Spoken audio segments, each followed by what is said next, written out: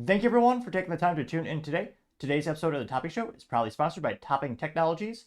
Topping Technologies is an IT value-added reseller and services company with a special proficiency in IT security. Heck, I see their founder at least twice a day. Gotta say he's quite handsome and brilliant. He's me, you see, that's the joke. If you're an IT leader or a business owner, you could reach out to the team at sales@toppingtechnologies.com. Also, trying to get to 4,000 subscribers by the end of the month. So if you can click that button and tell your friends, I would greatly appreciate it.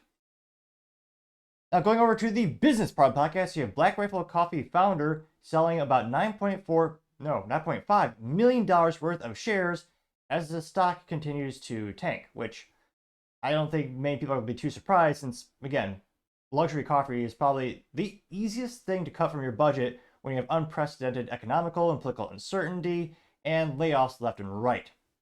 Some of those things where Black Rifle Coffee, you don't need it.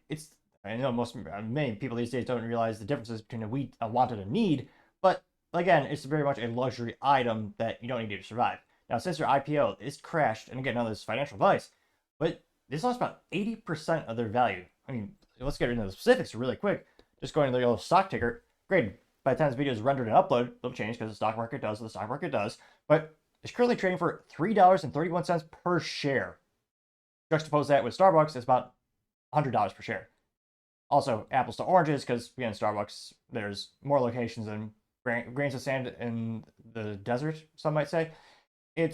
Yeah, they're trying to compete with them. We'll see if they can. Now, here's a little stock chart there. Their IPO, what was it, 14? No, they IPO'd at $16.28 per share. And in 2022, it looks like their peak stock value was $29.45 per share. We'll be generous. $30 per share. Now about $3.31 per share. It is now cheaper to buy a single share of Black Rifle Coffee stock than an actual coffee, which is saying something. Not financial advice. Again, that is astronomical. I mean, the past year, they're down about 20%. Year to date, down 22%. 1 month, down 13%. Last week, down, what was it, 13.35%. Now, granted, the 52-week low is $2.51 per share.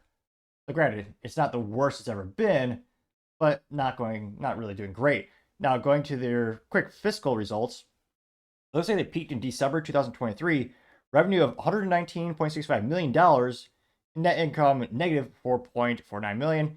Then you start to say the revenue decreased. March 2024, again, this is quarterly, revenue went down to $98.39 million. Revenue, this is the first time they made a profit, and only time right now, $548,000, which is a lot of money for an individual, even a couple of people, but we have hundreds of employees.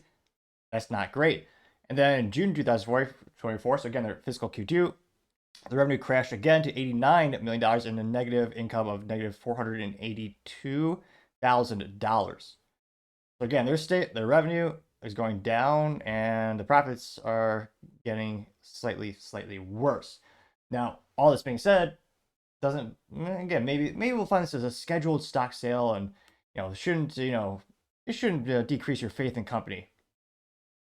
Maybe we'll dive on in. That's brought to us thanks to investing.com, which A+ for marketing, you know exactly what they're about. Basic quote: Evan Hafer of Black Rifle Coffee Inc. sells shares worth over $9.5 million. Quite a few to say the least. Looks like there's no fun pictures, so I'll just go ahead and leave that stock ticker up there. Which, yeah, that decrease is not looking good. Now, apologies about that. Now, they say, quote, oops. So ineffective, but they still somehow exist. Say, quote, Adam Hafer, a key figure at Black Rifle Coffee, a company known for its beverages, has recently made significant transactions involving the company's stock. On September 11th, 2024, Hafer, who is both the director and 10% owner of the company, engaged in the sale of Class A common stock that resulted in proceeds of over $9.5 million. The shares are being sold at prices ranging from $3.17 per share to $3.41 per share, with the weighted average price being $3.19 per share. These transactions involved a total of 3 million shares being sold. They say it's noteworthy that the Class A shares sold by Hafer reduced his direct ownership to the company to 0. Wow. So, is he about to go bye-bye? Because again, the company it was growing in revenue, but now the revenue is decreasing quarter over quarter, and the profits are dwindling. Let's continue. Basically, quote, In a related transaction, Hafer through EKNRH Holdings LLC exchanged 3 million common stocks of Authentic Brands LLC for an equivalent number of Black Rifle Coffee Inc.'s Class A common stock, simultaneously forfeiting an equivalent number of Class B common stock. Class B shares do not provide economic rights within Black Rifle Coffee, but do grant voting rights. The exchange did not involve any economic transaction and was thus valued at $0. Interesting. They say these transactions are part of Hafer's broader ownership management and were properly disclosed according to SEC regulations. The details of the block sale and the exchange of securities suggest a strategic adjustment in Hafer's holdings within the company. Investors and followers of Black Rifle Coffee will likely keep an eye on these developments, as executive transactions can indicate a company's internal dynamics and future direction. Hafer's role as both a significant shareholder and director places his trading activities in the spotlight for market watchers and shareholders alike. In recent news, Black Rifle Coffee reported a mix of achievements and challenges in their second quarter 2024 fiscal results.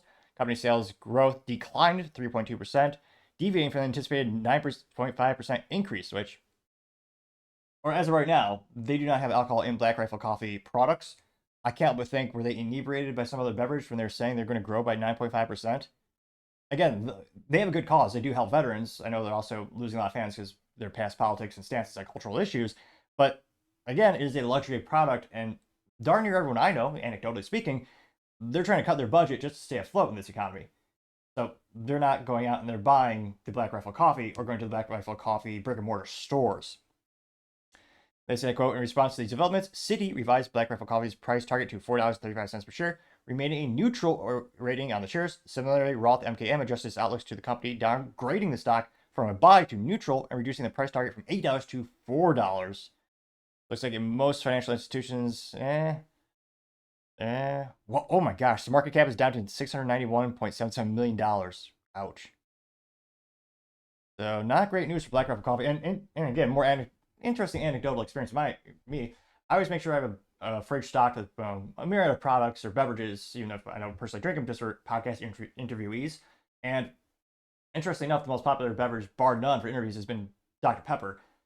It's probably been, I need to check the expiration dates on the cans. It's probably been 4 to 5 months since anyone has wanted a Black Rifle Coffee. Now, the ones I have in the fridge are the espressos and the macchiatos and stuff I can't pronounce in the little cans. But yeah, every time I talk to people, and yeah, this is an anecdotal experience, but the number one reason they moved away from Black Rifle Coffee the past couple of years because of the Black Rifle's coffee stance and controversial stance comes to not, quote unquote, not backing Kyle Rittenhouse, when Kyle Rittenhouse was the media was framing him to be an evil white supremacist, when in fact the court did prove that he shot in self-defense, thereby taking the life, many would argue, in a good way in terms of, yeah, people that happened to attack Kyle Rittenhouse were a child abuser and a woman beater. And yeah, he shot in self-defense, and the court proved he was innocent, but he happened to have a Black Rifle Coffee on in some picture, and Black Rifle Coffee went out and not only apparently said, oh yeah, he in no way, he's not affiliated with our company at all. They also roasted, well, they say roasted, pun intended, their coffee company, but they also roasted a lot of the fans and supporters of Kyle Rittenhouse, thereby alienating more of their prospective clients, as well as a big percentage of what used to be their current customer base. Now, on the shelves when I go to stores, I do see Black Rifle Coffee more and more. They want it. Can't mention how much that Walmart contract is worth. Get shelf space at Walmart takes entrepreneurs years. It's something they yearn and they dream about. Granted, the profits aren't the best, but you get the huge volume of sales. So I've noticed they have more products at the Walmart when I go shop there. But again, anecdotally speaking, fewer people. Let's see. Click the subscribe button for me. I have a theory when I first started the show. Barely anyone tuned in, and yet I spoke even worse than I do today, believe it or not. But as I slowly but surely gain subscribers, I've been more and more articulate, fueling my theory that the more people that subscribe and click that free button, the better I will speak, and someday make it through a whole episode completely speaking fluently. Tall orders, tall goals, some might say, but you have to wish for something. Now, getting back to Black Rifle Coffee, I just anecdotally have not seen a lot of that product being moved and a lot of people consuming it, and they lost a lot of the big competitive advantage with that botched PR thing. And that was a couple of years ago. It's still kneecapping them. It's oddly reminiscent of the Bud Light fiasco, the Bud Light business blunder of the decade, with them alienating a core part of their clients. And I really struggle to see how Black Rifle Coffee is going to be doing good this year of all years. But again, I've said it for the umpteenth time, it's a luxury product. And again, they do donate a lot to veterans, and they hire a lot of veterans. So I do think the company does some great things. But do you know, let me know in the comments, do you think they've fallen too far? Do you think there's no way they could turn around that trajectory? And then, anecdotally speaking, do you buy Black Rifle coffee? Do you appreciate the product? There's also a lot of upstarts and competitors in that industry as well.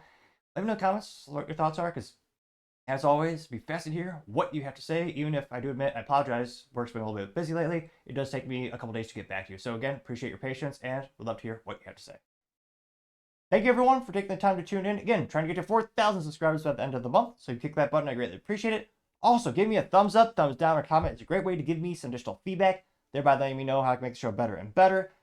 Lastly, don't forget to take the time to tell your family, tell your friends, tell your coworkers, heck, tell your enemies, tell anyone and everyone. Just stay safe, fight the good fight.